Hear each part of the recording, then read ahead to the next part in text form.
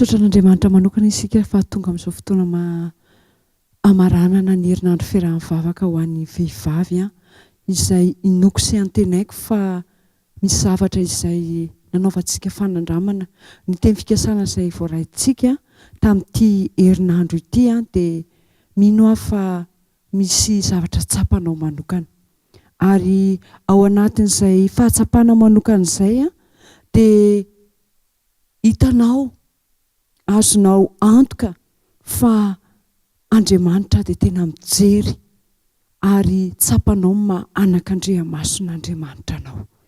Hitantsika omaly fa ilay fitiavan'i Jesosy Kristy asianao dia fitiavana omeny maimaim-poana antsika isan'andro, asehony maimaim-poana amintsika isan'andro izany fitiavany antsika izany. Ary ao anatin'izany fitiavana atolotra ho azy ho anao izany dia tsy misy fepetra izany fitiavana izany. Tsy mila tambiny avy amintsika Jesosy Kristy. Ary raha tsapanao fa anisan'ny anakandriamason'Andriamanitra ianao dia asaiko ianao anao fanandramana amin'ny alalan'ny fijoroanao vavolombelona ny fanananao an' Jesosy Kristy eo amin'ny fiainanao. Satria mariky ny fisaorana azy izany. Hitantsika omaly ihany koa fa ilay fitiavana tena izy avy amin'ny Jesosy dia misarika azy ianao hanao lohalaharana manokana ary hanokana fotoana manokana ifampiresahana aminy, ifandraisana aminy, hibanjinana ny fitiavana izay natolony ary manasanao mba hamerina indray ao anatinao ilay fitiavana, ilay fanoloran-tena, ilay fanetretena izay tiany Tompo iainako sy iainanao. Manasanao hiaraka hivavaka isika. Rainay izay any an-danitro ho amasinina ny anaranao ary ho tanteraka amin'ny fiainanay tsirairay avy ane ny sitraponao. Fantatrao ary tsisy miafina aminao ny toe-javatra izay atrehanay tsirairay avy. Fantatrao ary tsisy miafina aminao ny fahalemenay. Fantatrao ary tsisy miafina aminao ny faniriana lalina any anatinay ihany. Jesosy Kristy sokonay izay mpamonjy azo antoko, fikiro amin'ny tanam-pitiavanao izay. Sakambino anao izay ary ny hafatra izay atolotrao androany dia matoky sy mino fa hampanakaiky bebe kokoa anay anao. Manantena fiasan'ny fanainao ao anatinay izay ary mino ary mahatoky fa vita fihavarana aminao amin'izao fotoana iandraisana ny hafatra izao. Tonoina saingatana amin'ny anaran'i Jesosy mivavaka. Amen. Tamin'ity herinandro ity isika dia nahita mandrakariva ny verimberina foana ny teny hoe anakandriamason'Andriamanitra zasenao. Amin'ny anakandriamaso arak'ilay efa noresahana tamin'ny voalohany indrindra tamin'ny andro voalohany teto dia hoe ny anakandriamaso dia taova anankiray ity izany izao ny vongamasontsika, tsy io ilay anakandriamaso fa teboka kely eo amin'io vongamasontsika io izay iankina ny zavatra be da be. Satria raha ny fampalalana natao manam-pahaizana dia ny maso no anisan'ny retsim-pandre amin'ny retsim-pandre 5 izany dia ny maso no mampita zavatra be indrindra any amin'ny atoto. Ka izao nomen'Andriamanitra anao izany ny fahafahana betsaka indrindra ahafahanao mifandray mivantana amin'ny mpahary anao. Araka ny hitantsika teto dia ny anakandriamaso dia arovana avy ety ivelany.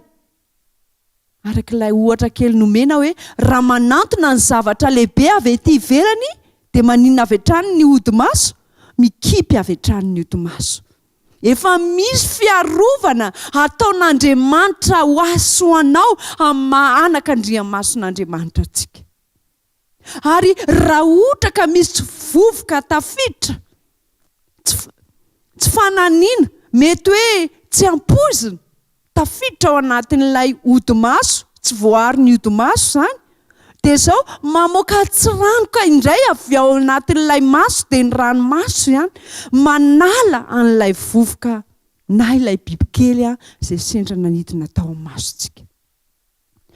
Eto amin'izao fiainana izao amin'Andriamanitra dia fatany ny zavatra rehetrarehetra, amin'ny fotoana ny zavatra rehetrarehetra. Ary ny toe-javatra rehetra amin'Andriamanitra misy antony avokoa. Amin'ny maha misy antony anazy dia zao efa misy fiarovana mieloha ho ataon'Andriamanitra amin'ny toe-javatra izay atrehanao io. Fa izao mila mahafantatra aloha zasy ianao, tafaray amin'ilay mahalala amin'ny fiainako sy ny fiainanao marina ve izany isika. Satria izao no voalaza ao amin'ny Deutéronomie 2:7-7 sy ny 10 hoe fa anjaran'i Jehova ny olony, anjarany olony, olon'Andriamanitra ve izaho. Jakoba natokany holovany, olona natokana holovan'Andriamanitra ve zasy ianao. Satria raha tsapanao ny mahalovan'Andriamanitra anao, dia zao ny toy ny vaky teny hoe nahita azy tany an'efitra izy, dia tany amin'ny tany foana be nampierina, ka dia nanodidina sy niahy azy izy, ary notandremany tahaka ny anak'Andriamasony. Rahavavy, ranadahy, raha tena tsapanao fa tafaray amin'ilay raitsi-toa izay nahary ny tany sy ny lanitra zasy ianao, tsapanao fa vita fihavanana tamin'i Jesosy izay manana fahefana hikotsika ny fahotantsika izay hevitra mampisaraka antsika amin'ny raitsi-toa zasy ianao, tsapanao mibitsiky ny fanahy masina izay mitari-dalana anao amin'ny fahamarinana rehetra, ka mandray ny teny fikasana avy amin'Andriamanitra zasy ianao ho jiro hanazava amin'ny fiainantsika. Dia tadidiko fa ho tanteraka amintsika io teny fikasana izay nomenantsika io, hoe nahita azy tany an'efitra izy, tany amin'ny tany foana be nampierina, ka dia nanodidina sy niahy azy, ary ho tandremany tahaka ny anak'Andriamasona. Efa tafiditra teto amin'ity tontolo misy antsika ity tamin'ny alalan'ny safidy izay nataony Eva sy Adama ny fahotana. Ary rehefa nandray an'izay safidy izay i Adama sy Eva, dia zao lasa nanota avokoa isika rehetrarehetra, satria ny tsy fankatoavana no niteraka ny fahotana izay tsy maintsy misy fiantraikany aty amin'ny taranaka. Fa izao raha mandray safidy kosa ilay taranaka hiantsampy amin'ilay manana amin'ny fahefana hanapaka ny fahotana, dia tsy izany fa Jesosy Kristy, dia izao isy rivo-baovao, isy taranaka vaovao izay seho eo amin'ny taranaka izay misy anao. Satria izay rehetra mandray an' Jesosy Kristy no afaka ho tonga olom-baovao, ka izao lasa ny fiainana taloha. Ary ao anatin'izay fahalasany fiainana taloha izay dia lasa olom-baovao amin'ny Jesosy ianao. Ny fahazaran-dratsy taloha rehetra dia mijanona avokoa, satria hovain'i Jesosy olom-baovao zasy ianao. Safidinao izany izay zavatra izay. Tsy navelan'Andriamanitra tamin'izao isika tsarovy izany, fa efa nanana drafitra hamonjenantsika izy. Dia efa averina eto foana ilay hoe niady ho aso anao Jesosy teo anatrehany iray be fitiavana. na ny anjely ara tsy afaka nitranotsetra tamin'ny famonjenantsika fa ny manampy atsika mba hahita ny lalam-pamonjena izay ao amin'i Jesosy reny ihany no afaka ataony anjely. Ary izay no mahatonga ny fanahy masina miteny amiko sy miteny aminao foana mba hiverena atsika amin'ilay fitiavana tena izy. Ary ahatonga atsika n'olo tena bebe kokoa amin'Andriamanitra isan'andro. Tena tianao Jesosy. Raisy Jesosy ho mpamonjy ny tenanao manokana. Raisy izy ho sakaizanao manokana. Ka na inona safidy raisintsika. Na inona zavatra miseho amin'ny fiainantsika. Dia tsarovy mandrakariva. Ilay hoe ahoana amin'ny fomba fijerin'Andriamanitra izay efa novidiany Jesosy tamin'ny rany. Izao no voalaza ao amin'ny Deutéronomie 2:7 hoe fa anjaran'i Jehova ny olona Jakoba no natokany holovany. Fa anjaran'i Jehova ny olona, anjaran'i Jehova zasy ianao satria olona zasy ianao. Tonga dia tena ekeo amin'ny sainao le izy dia maneke hamboarina amin'ny maha-olon'Andriamanitra azy ianao. Ary matoa teneny mihitsy hoe Jakoba no natokany holovany dia tena tenenin'Andriamanitra mihitsy, tononon'Andriamanitra mihitsy hoe Jakoba no natokany holovany. Dia miantamy mihitsy amin'Andriamanitra hoe za koa Jesosy tsara indrindra koa Jesosy teneno ihany koa ny anaranao. Satria natokan'Andriamanitra holovany zasy ianao. Ary ao anatin'izay hoe mahalovan'Andriamanitra asy ianao izay dia tadidio fa araka ny toy ny teny io dia izao ny ao amin'ny Galatiana 7:7 hoe fa raha ny Kristy ianareo dia taranaky Abrahama sy mpandova araka ny teny fikasana. Raha ny Kristy zasy ianao, mino fefa resy lahatra amin'izany isika. Efa novidiany Jesosy tamin'ny rany zasy ianao. Dia izao taranaky Abrahama isika. Izay Abrahama izay nomen'Andriamanitra ny teny fikasana rehetra fa izy ny andova ny zavatra rehetra. Ary mbola mame teny fikasana anao Andriamanitra amin'ny alalan'ny tenin'Andriamanitra. Fa izao ny zanany ianao, zanany sy asan'ny tanany zasy ianao. Ary ao anatin'izay dia izao manome ny teny fikasana rehetra izy mba hijoroantsika amin'ny fananana anazy. Aoka isika ho an'i Kristy tanteraka. Aza safidy araka ilay voalaza teo hoe i Adama sy Eva nandray safidy. Fa ianao amin'izao vanim-potoana iainanao izao dia misy safidy roa ihany ilay safidy. Na ianao ho an'i Kristy na ianao tsy an'i Kristy. Tsisy hoe eo anelanelany. Fa raha ny Kristy isika dia noho izany raha vavy dia mpianatra Kristy isika. Ary raha ny Kristy isika dia azo antoka fa anisan'ny vahoaka izay novidiany manokana isika. Ary amin'ny mahavahoakan'Andriamanitra antsika dia mpandova. Lasa niakatra any an-danitra Jesosy amin'izao fotoana izao. Hanamboatra fitoerana ho azy ho anao. Ka izao aza diso anjara, aza omena olona, aza atao hoe aleo aloha fa rehefa amin'ny faraparany vao andray ny lakile afako midrany.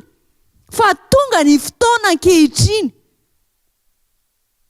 Tsy maintsy andraisantsika fanapa-kevitra.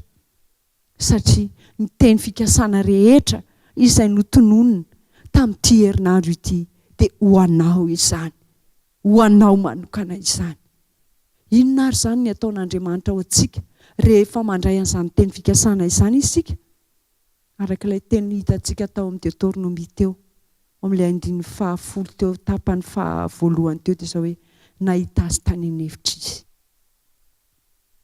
Rehefa niraisinao ny teny fikasana rehetra izay natolotra ho azy ho anao dia izao ahitanao, mahitanao, hahitanao ao amin'ny toerana misy anao io Andriamanitra. Na i Adama renena ny afina tany anaty hazo rehefa hita ny fanitanjaka izy, dia niantso azy Andriamanitra hoe i Adama aiza ianao? Mahitanao koa Andriamanitra, hitan'Andriamanitra ianao, dia miantso anao izy amin'ity maraina ity. Tany efitra no ahitan'Andriamanitra antsika. Ao anatin'io irifirinao io, ao anatin'io mety fahalemenao io, ao anatin'io mety tsy fisina io, ao anatin'io mety ady mifanandrina trehanao io, hitan'Andriamanitra ianao amin'io. Tsarovo mandrakariva fa Jesosy Kristy efa niaritra ny zavatra rehetra ho anao. Ary araka ny hitantsika ao amin'ny Jaona 4:4 dia milaza amintsika Jesosy fa tiantsika Andriamanitra tamin'ny fotoana izay tsy mbola nahafantarantsika ny teniny, ny nanandrenesantsika ny momba an' Jesosy akory. Efa tia mieloha azy ianao izy, fa izao ny voalaza amin'ny Romanina 5:5 hoe fa Andriamanitra nampiseho ny fitiavany antsika fa fony mbola mpanota isika dia efa maty namonjy antsika Jesosy Kristy.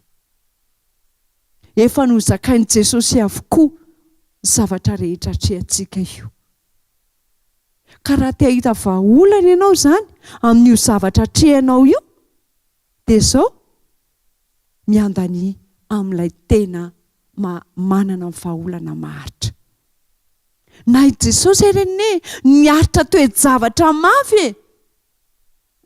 Ndenge ho jerentsika ny zavatra niseho ao amin'ny Matio dia ao amin'ny Marka, ary niaraka tamin'izay dia nampandehana ny fanahy ho any anefitra Jesosy, ary tany anefitra 40 andro izy ka nalain'ny Satana fanahy, ary ny anjely nanompo azy. Jesosy Kristy ilay zanak'Andriamanitra nalefa tany an-tany efitra mba ho ohatra ho azy ho anao fa afaka ny mandresy zasy ianao raha tafaray aminy.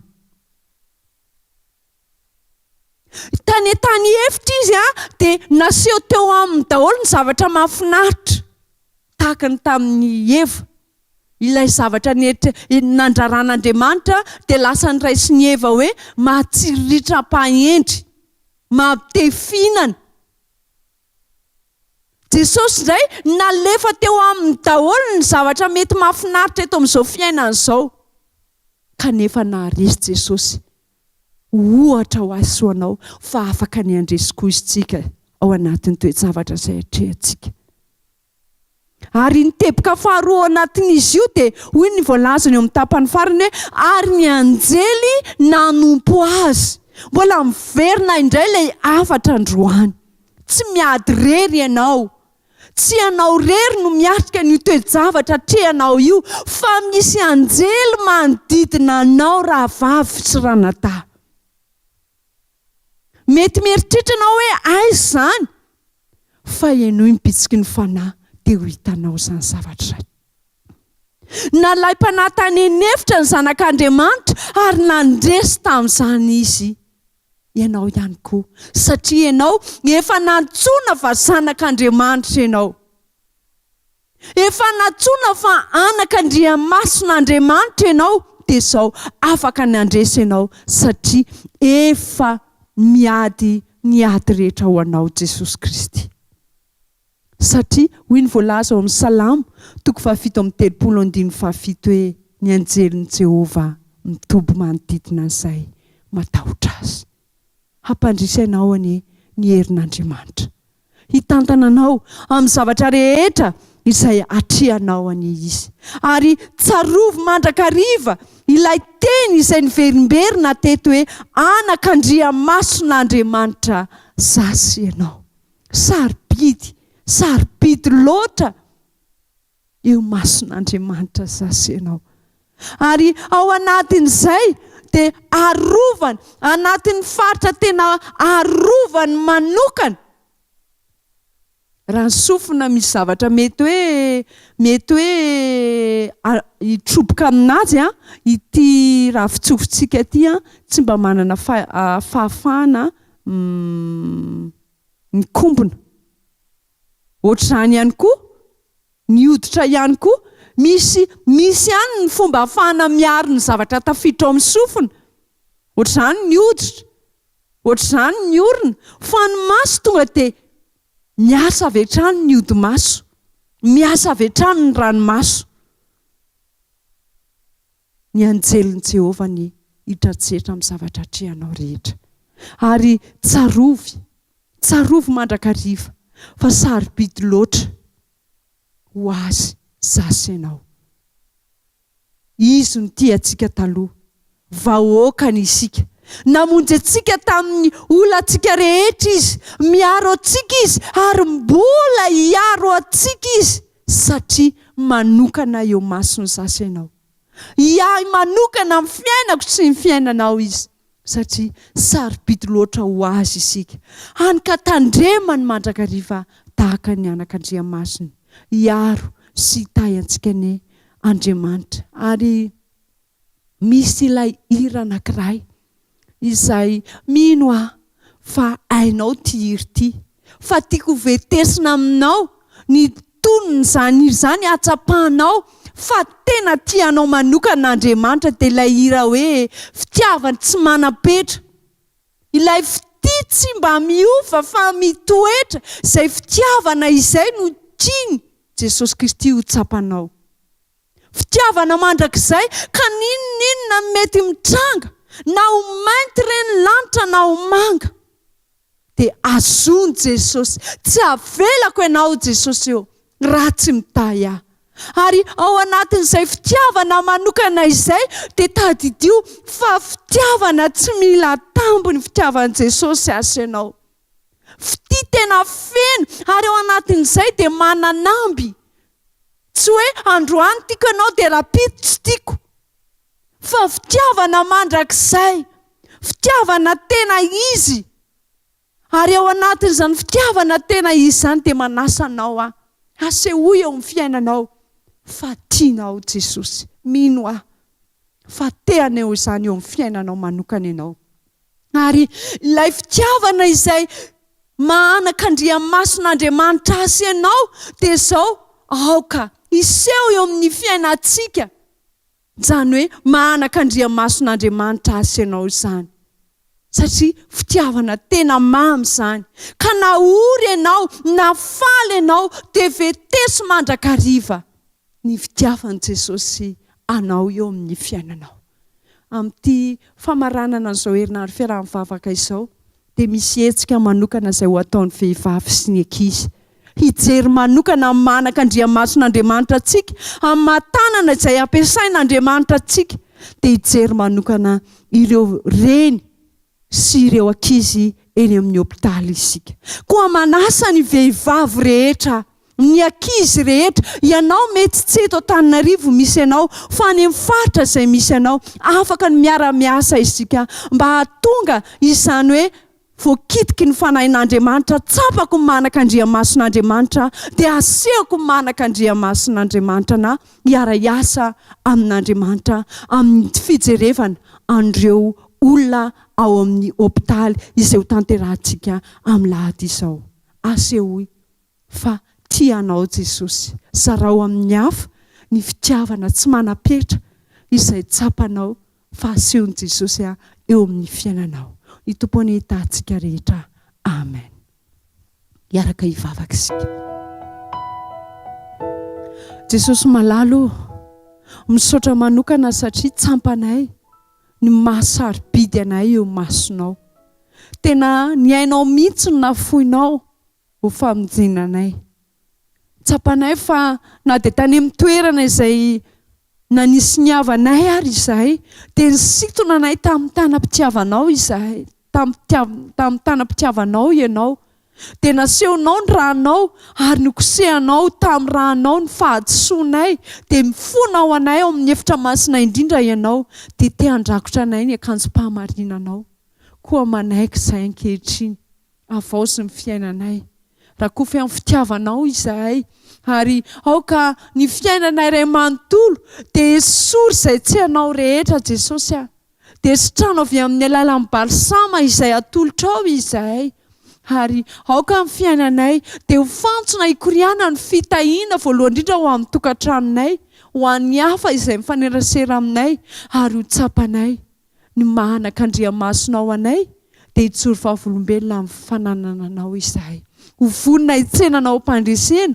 eny amin'ndrao lanitra izahay ka naizanaiza toerana misy anay dia ho torianay mandrakariva amin'ny filazany tsara fa fitiavana ianao ray be fitiavanao ary ho zarainay amin'ny hafa mandrakariva fa miany rehetra izay manantona anao amin'ny fofeny fanetretena ianao izay fantatra fa mahasoa sahaza ho anay dia irinay saingatahanay amin'ny alalan'ny Jesosy Kristy sokonay rirany. Amen.